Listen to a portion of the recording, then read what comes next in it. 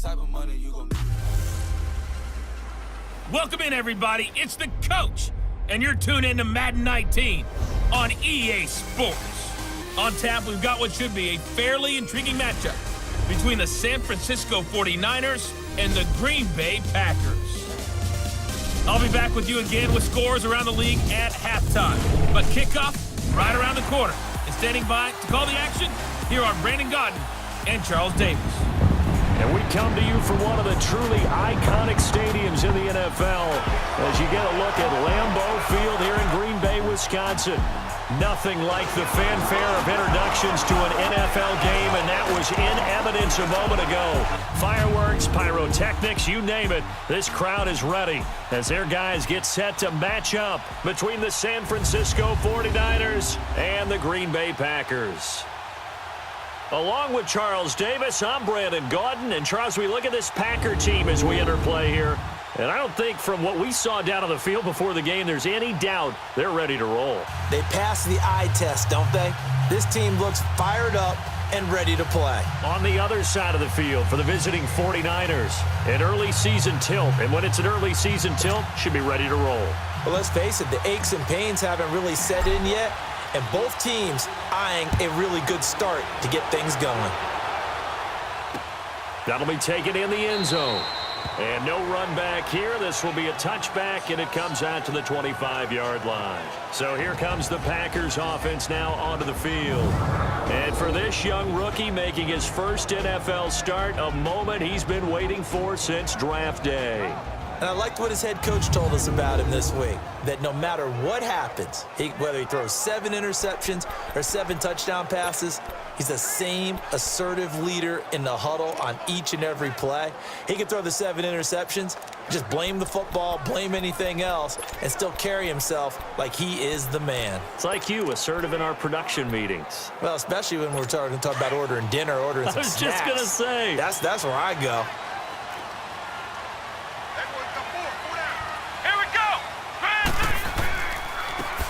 And they'll go on the ground. And this one goes nowhere. Losing yardage back at the 22.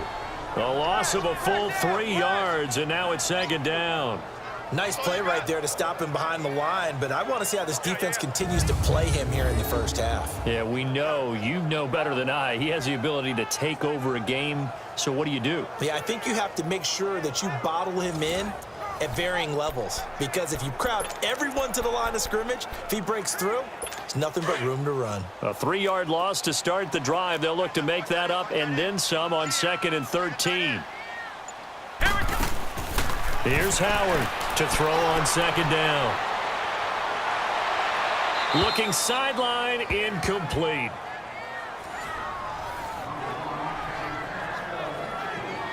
And the big boys up front in the trenches. What do you think of the O-line, Charles? I love them because this is a group that's so cohesive. They know what the man next to them is going to do at all times, and they operate as a terrific unit. And this opening drive not going to plan. This is now 3rd and 13. Here we go.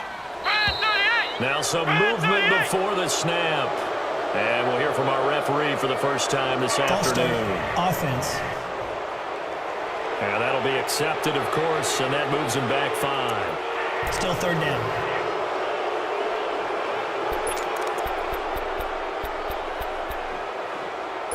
So the false start certainly doesn't help matters as they'll try again now, 3rd and long. Here we go. Brand 38. Brand 38. Howard now. From the gun, he'll throw. Going for the deep ball. And incomplete. He can't hang on. Would have been a nice catch. Instead, it brings up a 4th down. Well, that certainly looked like something that they discussed all week in practice getting ready for this one. Take the big shot right out of the gate. At worst, you'll open up the defense a little bit, loosen them up, have them back on their heels. A good return there, 17 yards. And the Niners will go on offense, 1st and 10. So here's the first drive now for the 49ers. At a glance at the man under center at 6'5", he always demands attention. What I enjoyed this week is that you asked to talk to his offensive center before the game and find out a little bit more about him and what the relationship is. And that was a pretty positive story, wasn't it? Yeah, and really what I took away from that is just how it is permeated throughout the entire offensive line, the relationship they've had. It's really a group that's in sync. They care about him. That's the thing. They really care. And when you care that much, you're going to play that much harder for him and give him a better chance to lead the team to wins. Now a nice play defensively on first down as this is knocked away and incomplete. And this O-line, it is the lifeblood of the offense. They established the tone. Mean, nasty, physical. They can't wait to get after people. That allows the rest of the offense to feel confident. So 2nd down and 10. Once again, they'll go from the 40.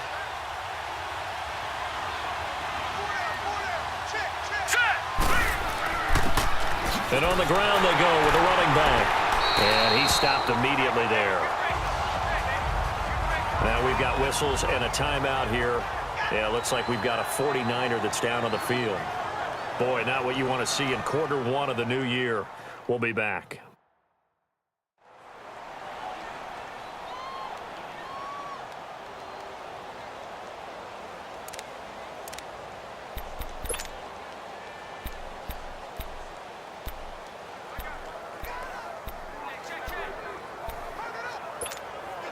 So a 3rd and 10, and defensively, a dime look, 6 DBs.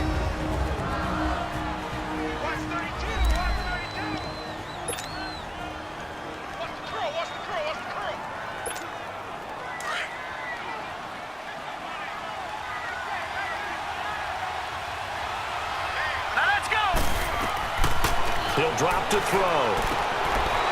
Wide open receiver complete. And he'll be taken down, but not before he works it past the 50. And they'll get 14 yards out of it and a fresh set of downs. I think it all came together there. In-breaking route, drove it with excellent pace.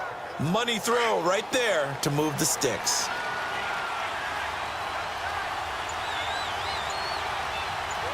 Hurry up, here we go. 3-19. 3-19. And they'll try the ground game here with the running back. And he'll lose yardage here, back at the 47. It's a loss of a yard there, and now 2nd down. Well, that one was over before it could get rolling. How about the D just knifing into the backfield and shutting that one down?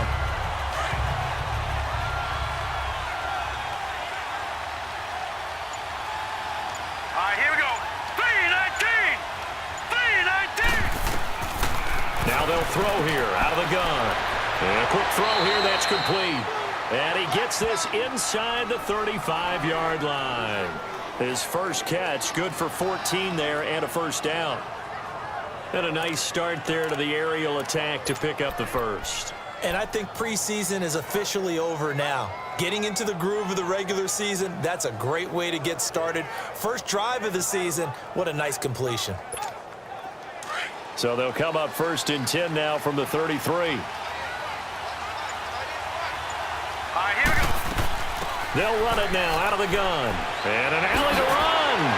And he's going to be taken down here with a penalty flag on the field. Illegal block in the back. Offense. So a decent gain, but Still all for first naught down. on the penalty. It's too bad, isn't it? They were feeling pretty good about it. The only people celebrating, the guys who just gave up that play.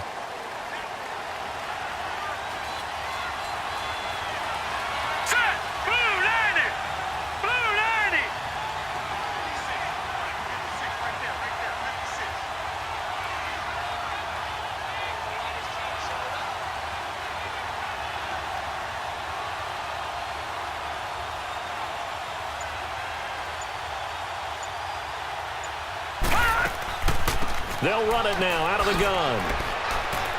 And he'll fall forward to the 29-yard line.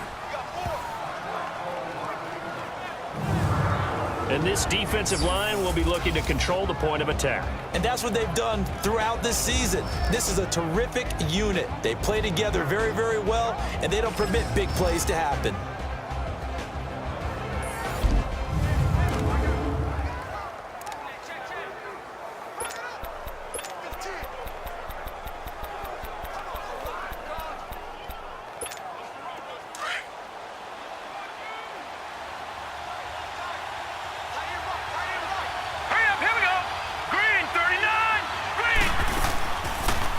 gun. They'll look to throw. Firing quickly here, and that's complete. And he'll go down here right around the 23-yard line. Personal foul, roughing the passer, defense.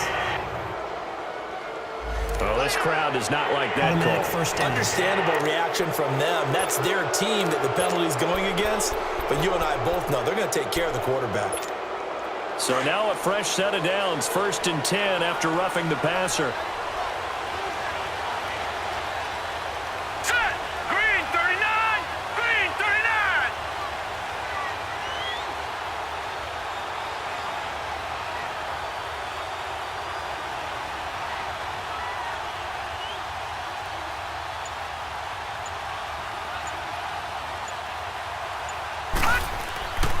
And they'll go with the ground attack here. And he'll fight his way down inside the 10 to the 9-yard line. 2 yards on the pickup there. It'll be 2nd and 8. Well, they had that one sniffed out. Excellent run blitz. Stop that one for a short gain. What makes a good run blitz a good run blitz? The ability to stay on task, to follow up your assignment, go to the gap you're supposed to cover, and not be deterred by anything else. They just do get the playoff as he'll look to throw. That's complete right around the 8. And he'll be brought down this time at the 5-yard line. 4 yards on the completion, and it sets up a 3rd down. Brandon, perfect defense in this situation would have meant that there was an incompletion that would have picked it off. Okay, so they gave up the completion. But I really enjoyed watching how the defense stayed in sync, stayed in great communication. And as he dragged across each zone, you see him pointing, communicating. There he is, and they passed him off to each defender. Ended up making a nice play, even though it was complete. Meanwhile, on 3rd down, they take a shot at the end zone.